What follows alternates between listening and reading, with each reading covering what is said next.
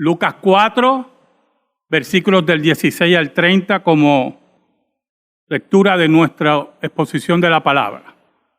¿Sabe que le podemos poner de título a este sermón? Hay dos posibilidades. De la solemnidad al manicomio o de la reverencia a la locura. Porque es interesante observar los cambios de ánimo en el ser humano. Yo he estado en reuniones donde sé que se va a tocar algo delicado. Y antes de llegar a la reunión, posiblemente una semana antes, o toda la semana, estoy pensando cómo va a ser la reacción. Y me estoy preparando para la misma. Y sinceramente he estado en reuniones que ya han anticipado cierto huracán y he notado que la reunión corre plácidamente, aún tocando los puntos que yo consideraba que iban a ser neurálgicos. Y cuando noto eso, en ese caso son reuniones que yo no presidía, yo pertenecía, pues yo trataba de intervenir para que la reunión terminara, porque veía que el evento que había anticipado no se estaba realizando, pero tenía miedo que alguien dijera algo fuera de lugar y la paz que existía se rompiera. Aparte que iba a llegar más tarde a mi casa. Y lograba, en algunas ocasiones, evitar un comentario fuera de lugar.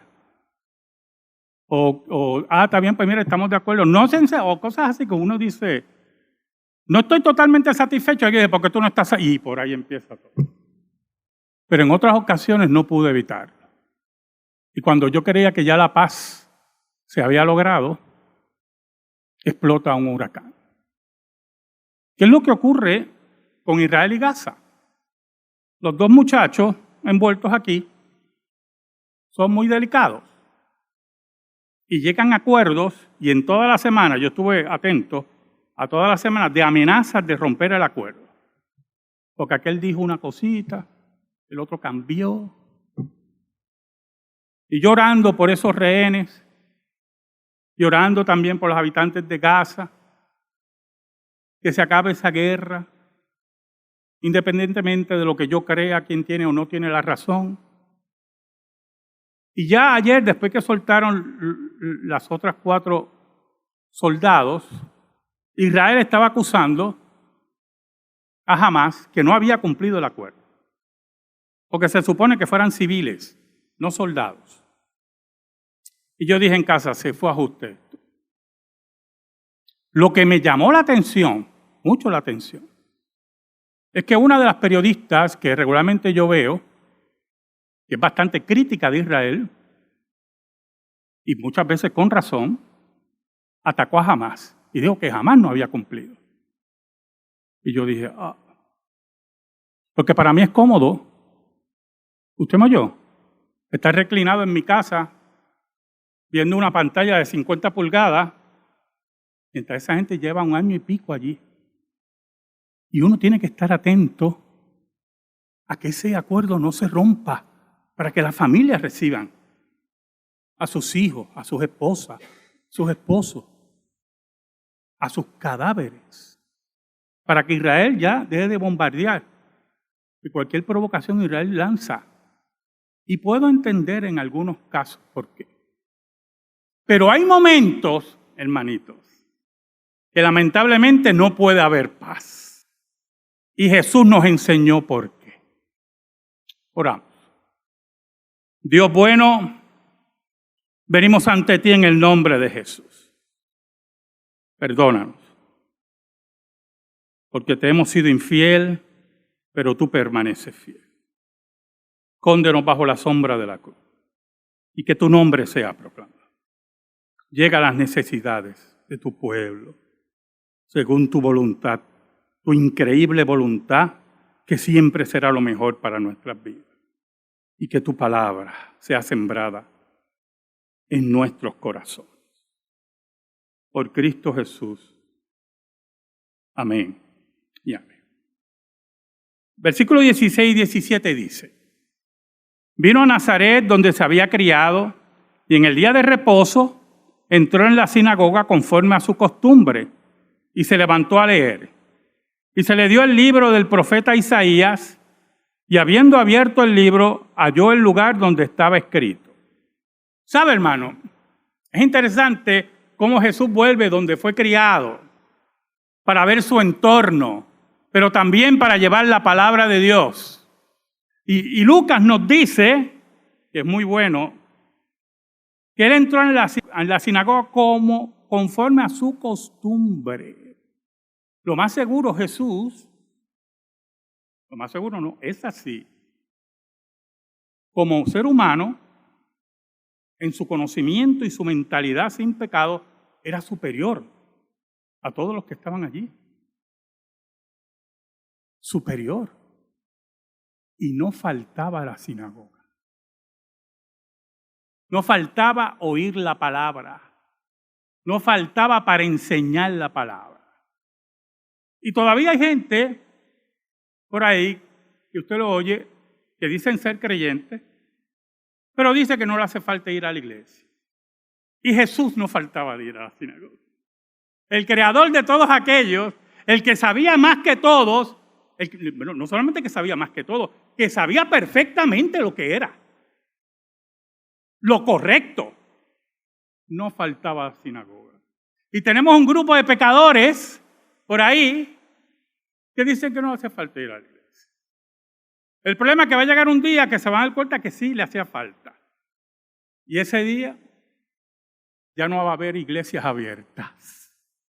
¿Sabe? Y llega el maestro, interesante porque se le entregó el libro de la ley. En la sinagoga había una liturgia muy parecida a la que nosotros tenemos aquí. Se abría la sinagoga, el culto en la sinagoga, con acciones de gracias o bendiciones y el Shema de Israel. Oye Israel, Jehová vuestro Dios, Jehová uno es. Así se abría el culto en la sinagoga. Y después iba como una oración con la congregación en silencio, mientras el liturgista, posiblemente un sacerdote, uno de los sacerdotes dirigía, o el presidente de la sinagoga dirigía la oración, y el pueblo respondía al final con un amén, al unísono.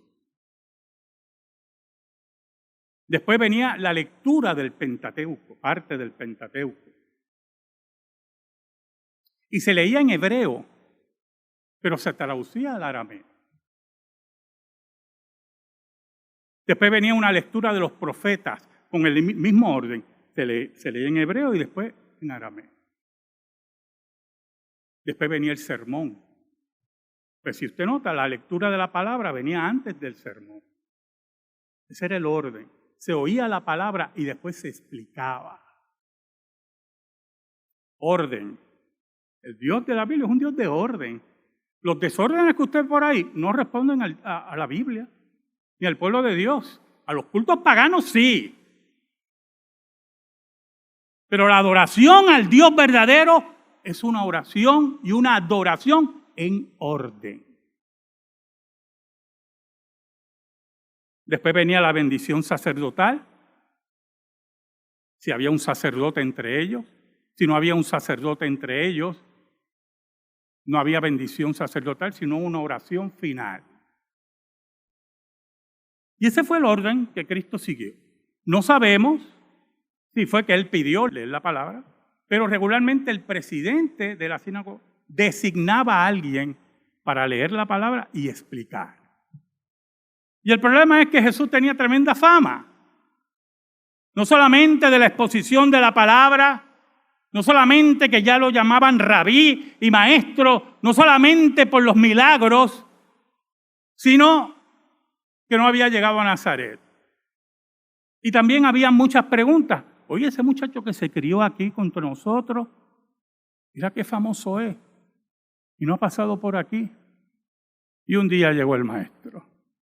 Yo creo que después, cuando terminemos aquí, usted va a entender por qué posiblemente ellos no desearon después que lo hubiera aparecido. Oiga, mira el versículo 18 y 19. El Espíritu del Señor está sobre mí, por cuanto me ha ungido para dar buenas nuevas a los pobres. Me ha enviado a sanar a los quebrantados de corazón, a pregonar libertad a los cautivos y vista a los ciegos, a poner en libertad a los oprimidos, a predicar el año agradable del Señor. Entonces, los que están oyendo, habían oído esa palabra muchas veces, la promesa de la era mesiánica, y lo más seguro están oyendo y esperando que Jesús le hable de la era mesiánica. Que le hable de cómo el Espíritu de Dios va a descender sobre el Mesías, porque ahí está hablando el Mesías. De su unción para llevar la palabra buenas nuevas a los pobres de espíritu. No se me confunda, ¿oyó?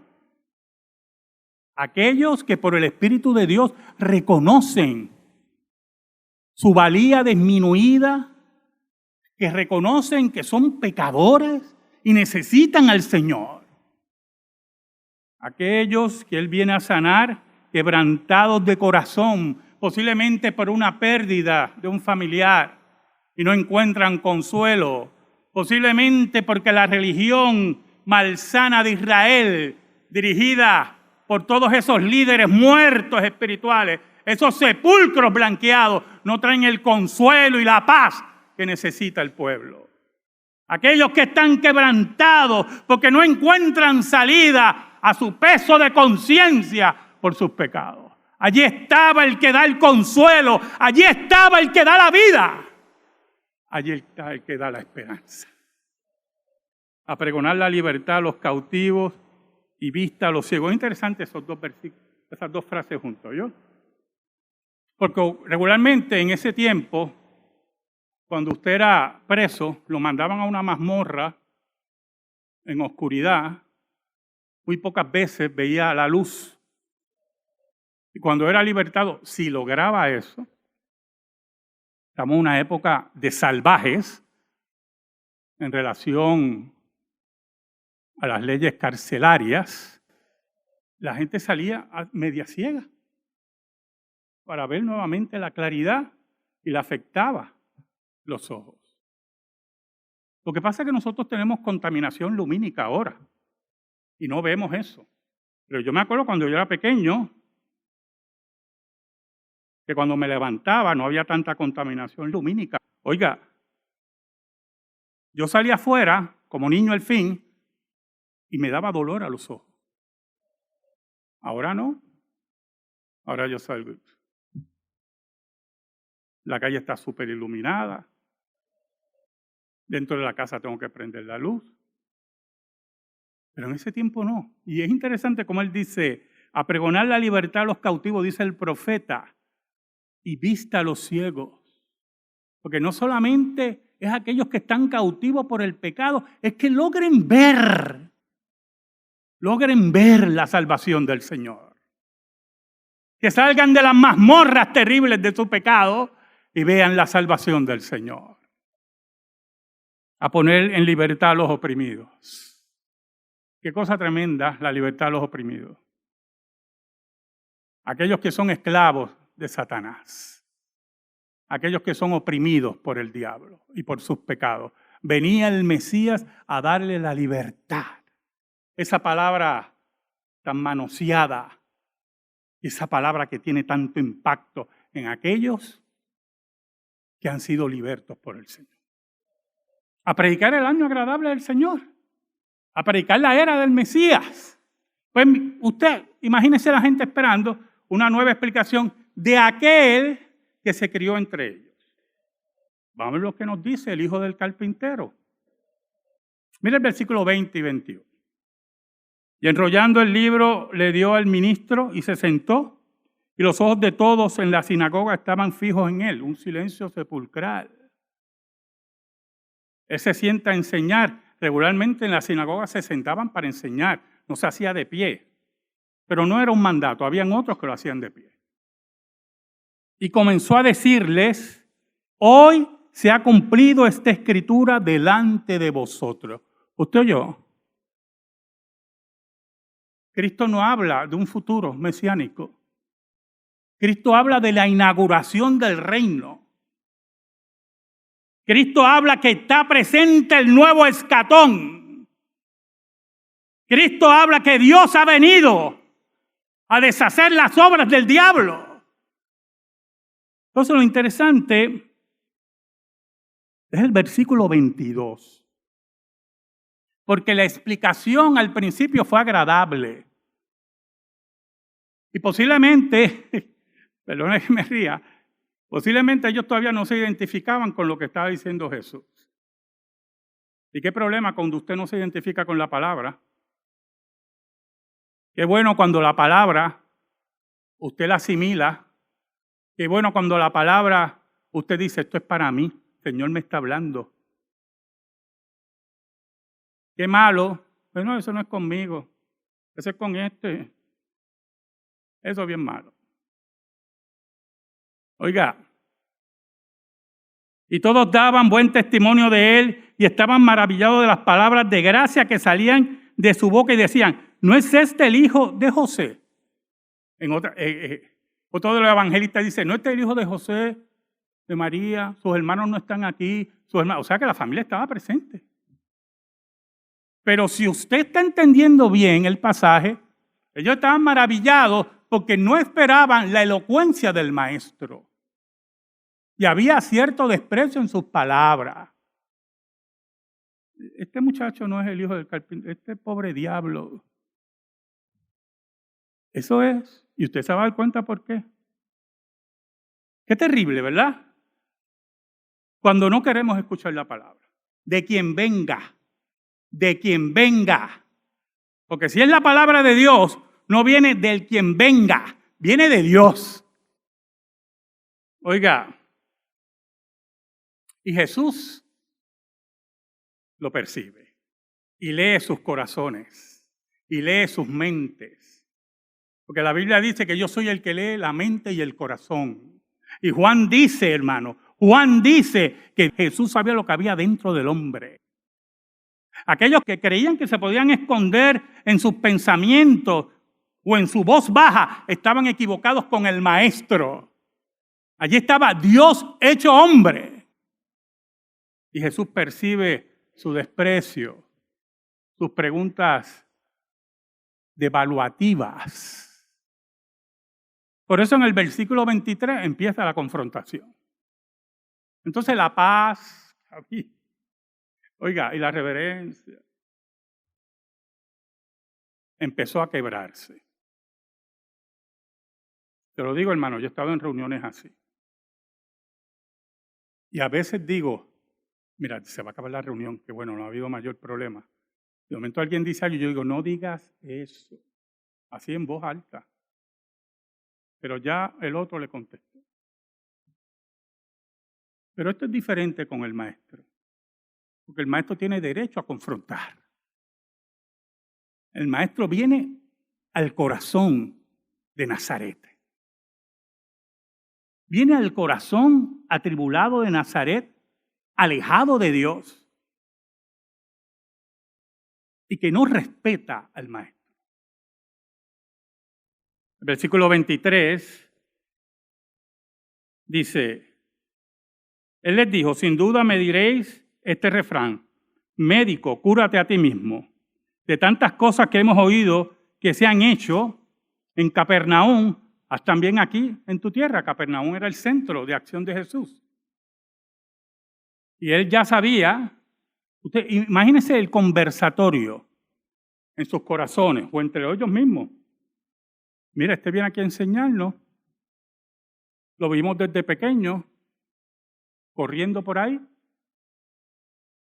Ha hecho un montón de cosas allá en Capernaum.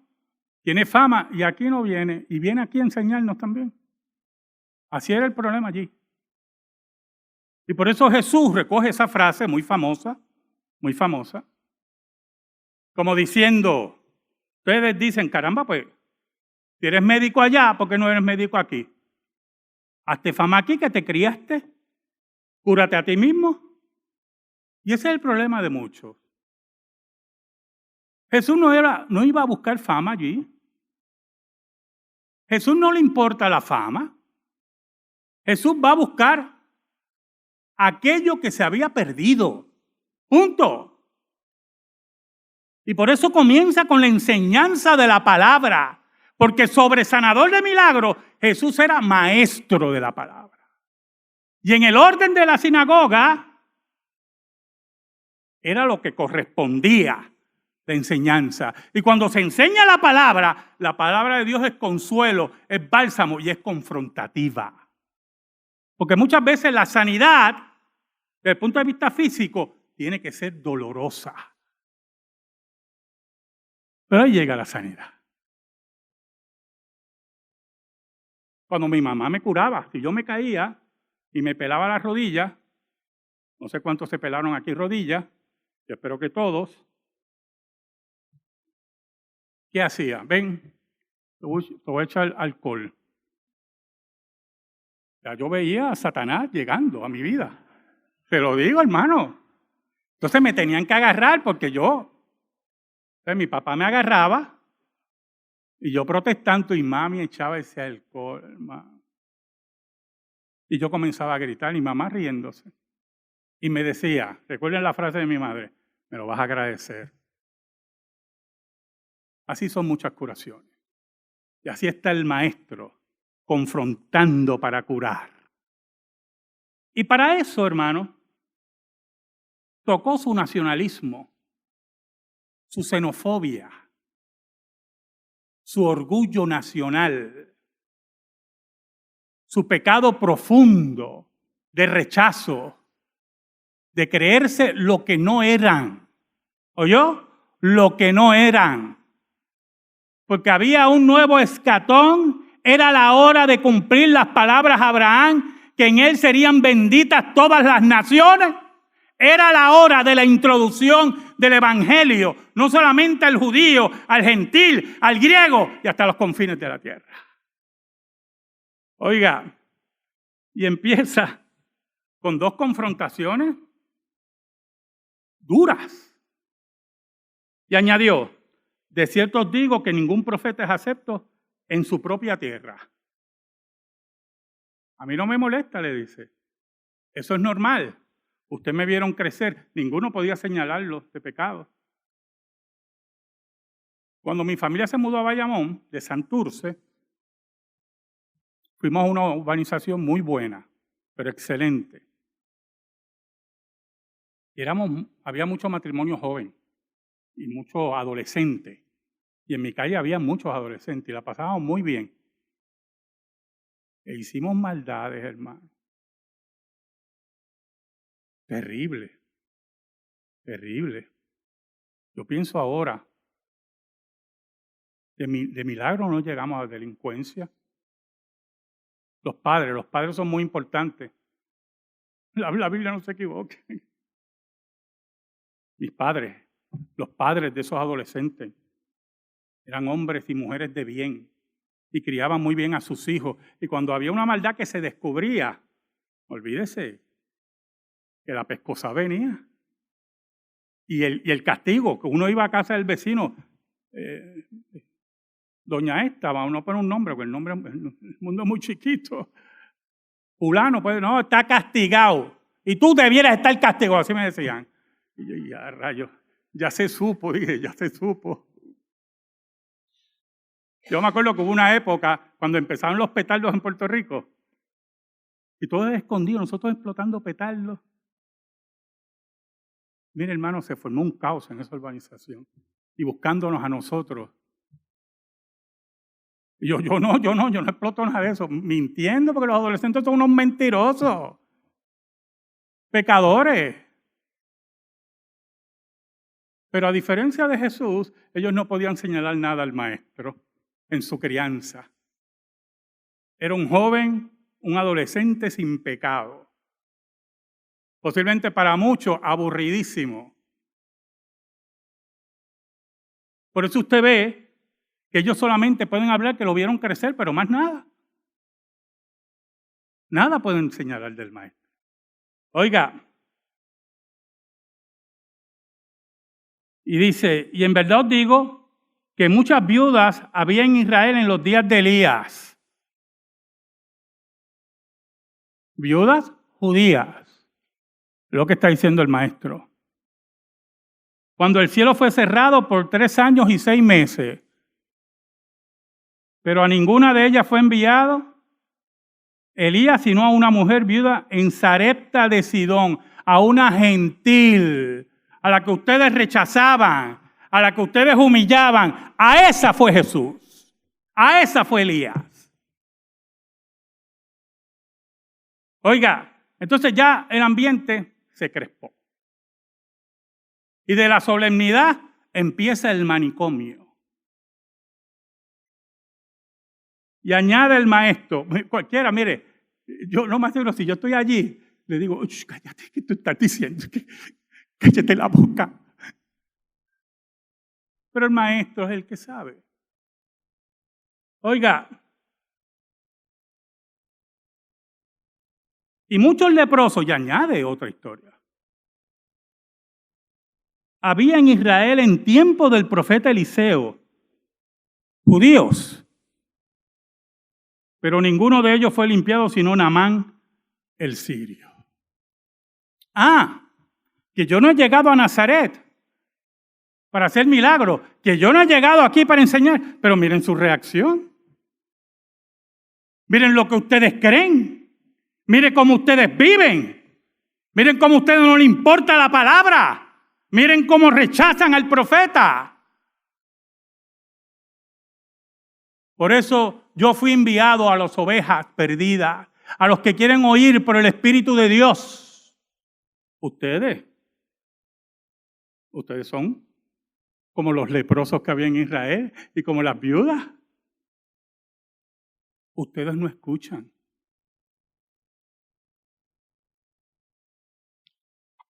¿Sabe, hermano? El Dios verdadero, el Dios de la Biblia, es un Dios confrontador. Y fue un Dios en el pacto con Israel que se acercaba a Israel en sus pecados más terribles. Y utilizaba a los profetas para confrontar al pueblo, pero también lo acompañaba con promesas de perdón y de sanar la tierra, de sanar la vida de ellos. Pero la sanidad tenía que estar siempre presente con perdón de pecados y arrepentimiento, porque lo otro no es sanar. Lo otro es extender tu vida de pecaminosidad. Y si yo, como pastor, le echo a usted el brazo y no me importa que usted faltó el domingo porque se me fue a la fiesta de la calle San Sebastián, yo estoy mal, porque yo no lo estoy sanando. Y si me voy a reír con usted, yo estoy mal. Porque este es el día del Señor y aquí tenemos que estar. Así es esto. Porque la sanidad viene con confrontación. ¿Y por qué? Porque nuestros corazones son rebeldes. No nos escucha oír a Dios y sus amonestaciones. No nos gustan que nos corrijan. Usted cuando lee la palabra, no se redarguye por el Espíritu de Dios cuando lee cosas y dice, ¡qué a rayo, estoy mal! Tengo que bregar. Tengo que bregar. Ese es el Espíritu de Dios, hermano. Pero cuando su corazón es rebelde, llega la locura del pecado, que rebate lo que dice la palabra. Y usted se encierra y se molesta. Y yo tengo razón. Yo soy así. Eso de yo soy así. Si usted es así y no es asado, tenemos problemas, ¿yo? No hay metanoía, no hay cambio de pensamiento. Los que se quedan así, mueren asados, ¿oyó? Se lo puedo asegurar. Oiga. Y de momento se desató la locura. Se desató el manicomio. Al oír estas cosas, todos en la sinagoga, todos se llenaron de ira. Y levantándose, le echaron fuera de la ciudad. Usted imagínese la escena. Aquello es como si aquí todo el mundo se volviera loco y quisieran tirarme por ahí. Yo no los voy a dejar, déjenlo por seguro. O como dicen por ahí, me llevo 2 o 3 antes, pero es broma. Lo que plantea usted es que aquello era un pandemonium. Y agarran con violencia al maestro, y tiene que ser con violencia, porque estaban iracundos ante la confrontación de Dios. Y si usted se pone iracundo ante la confrontación de Dios, usted pertenece a esta sinagoga. ¿Oyó? Oiga, y lo toman. Se acabó el culto de la sinagoga. El culto se acabó. Lo toman, llenos de ira, y lo llevan fuera de la ciudad. ¿Y cuál era su plan? Asesinar al maestro. Sencillo. Asesinar al maestro.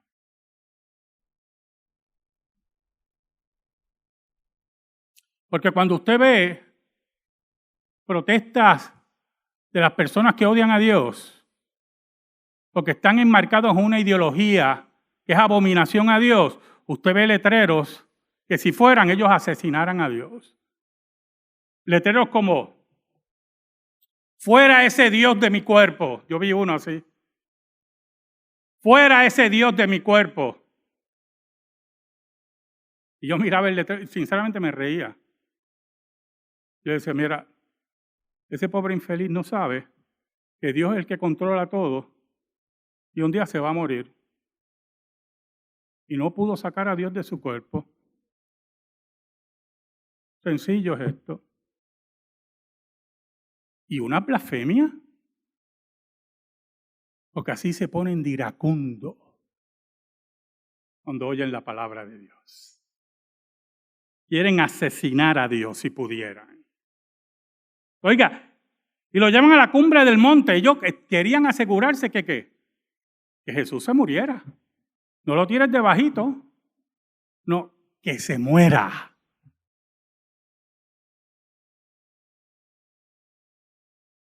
Sobre la cual estaba edificada la ciudad de ellos para despeñarle. Porque Nazaret estaba en una loma alta. Pero había un problema. Un pequeñito problema. Dios es el que controla la vida y la muerte. Y Dios es el que decreta todas las cosas. Y Jesús no se iba a morir cuando ellos dijeran. Era cuando Dios dijera. Y era cuando Jesús dijera. Como Él dice, nadie me quita la vida. Yo la doy y la tomo.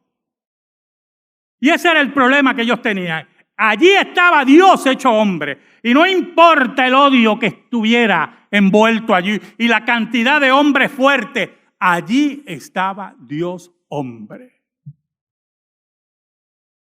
En el versículo 30 nos dice, mas Él pasó por en medio de ellos y se fue. Imagínense la escena. Ellos van a arrojar al maestro y Él con solemnidad, en silencio, no tenía que estar gritando, déjame, no me maten. Nada de eso. Es el maestro. Los mire, yo miro esa solemnidad que ellos se paralizan. Y esa convicción allá adentro. Y camina en medio de ellos y se va. Y Nazaret se quedó sola nuevamente. Se quedó en su locura. Se quedó en su pecado. Se quedó en su odio. Oh hermanos, que el maestro no pase de largo de nuestras vidas. Que el maestro esté presente siempre. Que oigamos sus palabras, oigamos la profecía y venga a nuestro corazón quebrantado, ciego y pobre y nos dé siempre, hermano, siempre la vida eterna. Amén. Gracias te damos, Señor. Y te pedimos en esta hora, en el nombre de Jesús, que esta palabra sea depositada en nuestra vida y en nuestro corazón por el poder del Espíritu Santo. Por Cristo Jesús oramos. Amén y amén. Estamos en silencio, hermanos, estamos en comunión.